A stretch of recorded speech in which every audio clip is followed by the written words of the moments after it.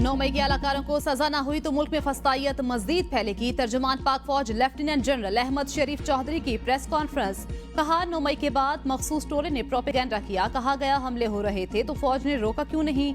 उनके कहने का मकसद था गोली क्यों नहीं मारी, इसका मतलब ये खुद लेकर आए।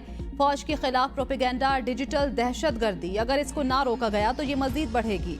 झूठे प्रोपेगेंडे और फेक न्यूज के जरिए खारजी और डिजिटल दहशतगर्दी दोनों का टारगेट फौज दहशतगर्दों का मुकाबला कर रही है। प्रोपेगेंडा करने वालों को सजा कानून ने देनी है।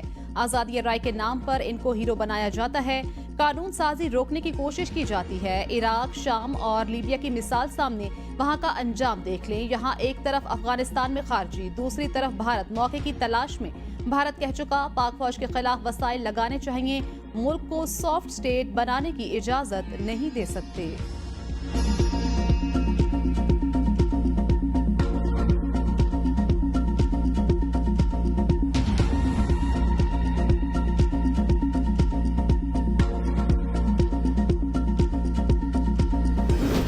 अज़्म इस्तेहकाम ऑपरेशन नहीं, दहशतगर्दी के खिलाफ मरबूत मुहिम। इंतहाई संजीदा इश्यूज को सियासत की भेंट चढ़ाया जा रहा है। तर्जुमान पाक फौज लेफ्टिनेंट जनरल अहमद शरीफ चौधरी कहते हैं अज़्म इस्तेहकाम पर अमल हुआ तो मुल्क ऊपर उठेगा। मुल्क की बका के इशू का मजाक बनाया गया।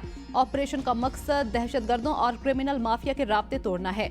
लॉबीज चाहती हैं नेशनल एक्शन प्लान के अगराज़ो मकासद पूरे ना हो। अज़्म इस्तेहकाम को 2 एलामिये जारी होने के बावजूद मुतनाज़े बनाया जा रहा है। इसमें नजरियात नहीं, सिर्फ पैसे का तहफ़्फ़ुज़ है। रियासत जुर्म और दहशतगर्दी के खिलाफ कार्रवाई करे तो नाम निहाद अमन मार्च और इंसानी हकूक की तंजीमें आ जाती हैं। सियासी और गैर कानूनी माफिया नेशनल एक्शन प्लान पर अमल को मुतनाज़े बनाना चाहता है। नेशनल एक्शन प्लान पर फौज और कानून नाफिज करने वाले पूरी तरह अमल कर रहे हैं।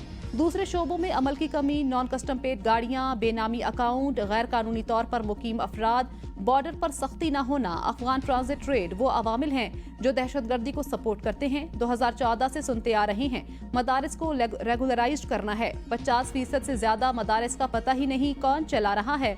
इस वक्त तक 16,000 से जायद मदारिस रजिस्टर्ड, कई जगहों को कई बार क्लियर कर चुके। सूबाई हुकूमतें इन जगहों की तामीरें नो नहीं करेंगी तो दहशतगर्द फिर आ जाएंगे। यूं क्लियर और होल्ड का सर्कल चलता रहेगा।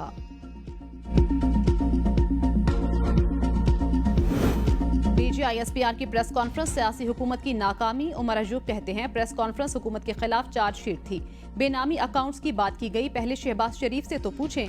मकसूद, चपड़ासी, पापड़ी वाले वो सारे कौन हैं। अयान अली मनी लॉन्ड्रिंग करती थी, उसमें नाम आसिफ जरदारी का आता था। मुनशियात की स्मगलिंग पाकिस्तान में अरूज पर है। ये कौन लोग हैं कर रहे हैं, इन्हें सामने लाएं। बिस्मिल्लाह करें, हम करप्शन के खिलाफ सफ़े अवल में होंगे। हमारे 3 साल में देखें दहशतगर्दी कितनी कम हुई। नून लीग और पीपी फील्ड में कुछ कर नहीं सकती, इसलिए पीटीआई के पीछे पड़ी हैं। चोर और लुटेरे हुक्मरान बैठे हैं।